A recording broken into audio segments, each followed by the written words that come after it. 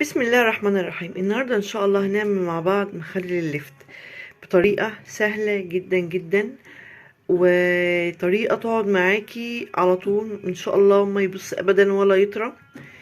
وهقول لكم ازاي هنحصل على اللون الاحمر الخطير ده. بجد يا جماعه شكله جميل جميل ما شاء الله، وبيطلع طعمه تحفه تحفه تحفه. فلو عايزين تشوفوا الفيديو معايا يلا خشوا اعملوا اللايك والاشتراك في القناة، ويلا بينا نشوف الفيديو. ما تنسوش اللايك والاشتراك في القناة.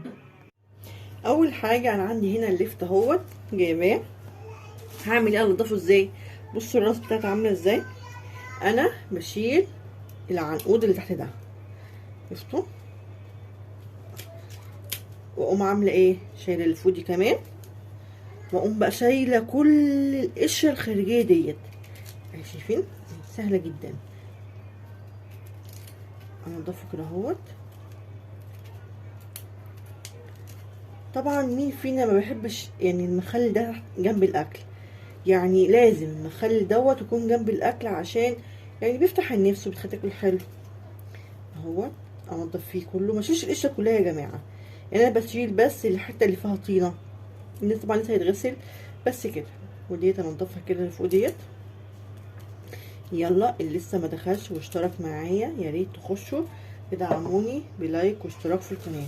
هعمل كمان واحده قدامكم. انا هشيل القشره بتاعتها كلها اهي، واشيل الراس دي كده، واقوم منضفها. دي ما فيهاش طينه كتير اهي. بصوا انا بشيل بس اللي فوق دي، شايفين؟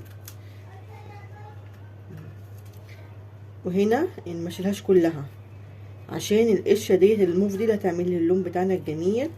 ولسه هقول لكم هضيف معاها تخلي اللون بتاعها زي بتاع بره بالظبط.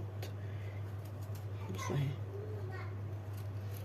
اخر واحده بقى اعملها معاكم. مثلا ديت ما فيهاش ابيض، هعمل اشيل الراس دي العنقود ده بتاعها اهي، واقوم شايله ديت اهو.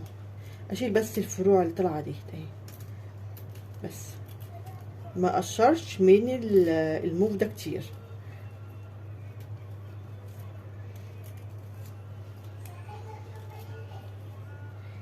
اهوت. طبعا انا مش قطع قدامكم الكميه دي كلها بس كده، شايفاها حلو قوي كده. الحته اللي ما تعجبنيش اشيلها على طول، شايفين اهي بس كده. هعمل تاني بقى؟ احط ده كده على جنب، اركن كده على جنب شويه كده. انا بقى هعمل اقطع الحجم اللي عايزاه. بصوا بقطع ازاي. هقسم دي نصين كده اهو. عايزه بقى تقطعيه صغير تقطعيه كبير، انا بقطع 3/4 اهي، 4/4 معلش، واقطع اهو بس اهو. شايفين؟ اقطع وبقسم دي واقوم مقطعه، واحاول اخلي كله سمك واحد عشان يستوي كله مع بعض اهو. واحده كمان قدامكم شايفين اهو. بقطع دي كده اهو، واقطع دي ب4/4 كده، واقوم مقطع. شايفين؟ انا بقى هخلص الكميه بتاعتي كلها وهرجع اقول لكم على ازاي بنخلله ويطلع جميل جدا جدا جدا، ومش هنحتاج بعد كده نشتري مخللات من بره. انا قبل كده كنت عامله قدامكم مخلل الزيتون وطلع خطير والله العظيم. المخلل اللي كنت عاملاه قدامكم الزيتون دوت طلع حاجه كده وهم بمعنى الكلمه. ان شاء الله ده برضو هيطلع جميل قوي معاكم لو جربتوه بالطريقه اللي هقول لكم عليها ديت. انا بقى هخلص تقشير اللفت ده كله واقطعه وارجع لكم تاني.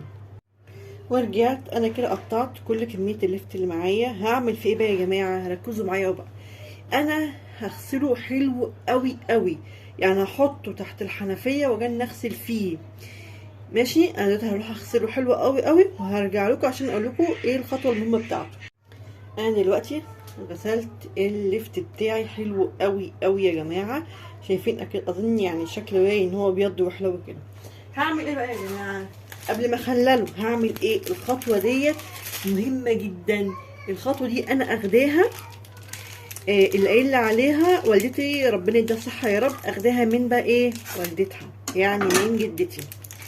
يعني اظني بقى مخلل بتاع زمان ده حاجه كده متعوضش. هجيب الملح وهقوم شايفين بصوا هحط عليه شويه ملح محترمين كده،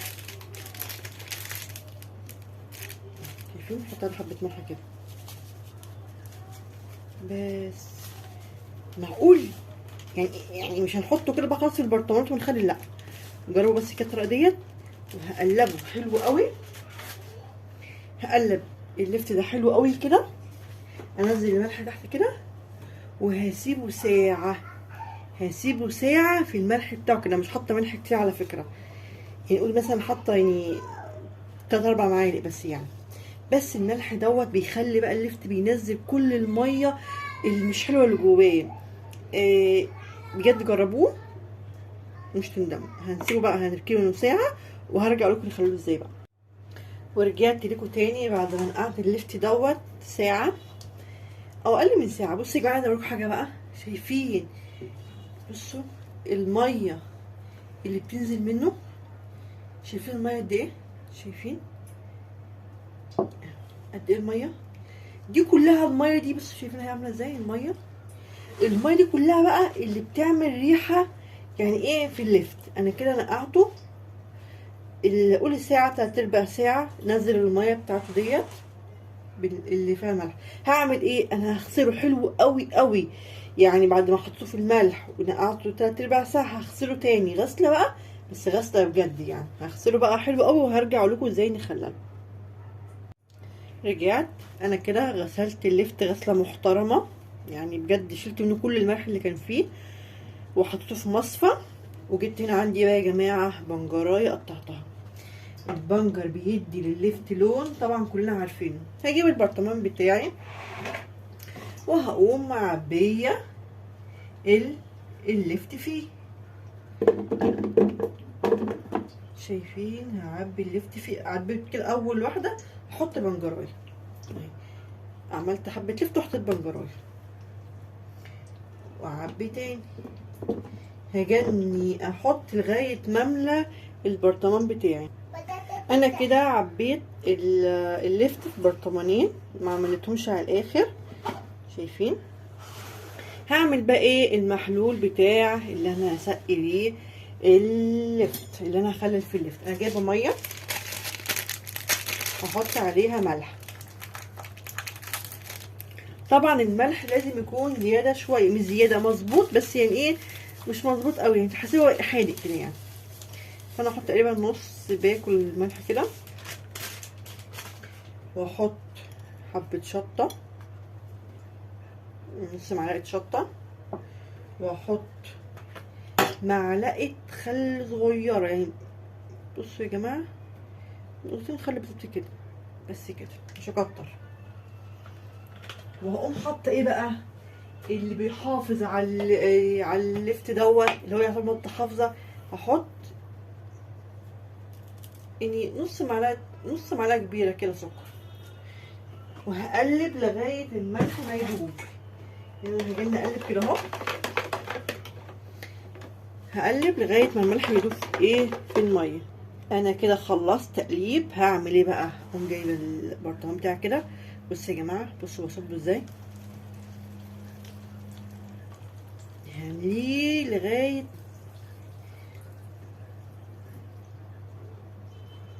اغطيه، يعني لازم اغطيه حلو قوي، لسه محتاج كمان شويه. شايفين اللون بتاعه عامل ازاي؟ تحفه. شايفين اللفت بقى هيعمل ايه؟ اللفت هينزل لون ازاي؟ يا خراشي يا خراشي على الجمال، يا خراشي يا ما شاء الله جميل. احط بقى حبه الميه دول. انا كده ايه قفلت البرطمان كله بس كده، ومش هحط فيه اي حاجه تاني. هجيب الغطا بتاعي وهقفله كده اهو. شايفين ده مخلل اللفت اللي انا عملته. بصوا يا جماعه فظيع، هيقعد اسبوع وناكل منه 100 100. انا بقى هعمل البرطمان ده جهزت المحلول بتاع البرطمان التاني وهصبه برضو.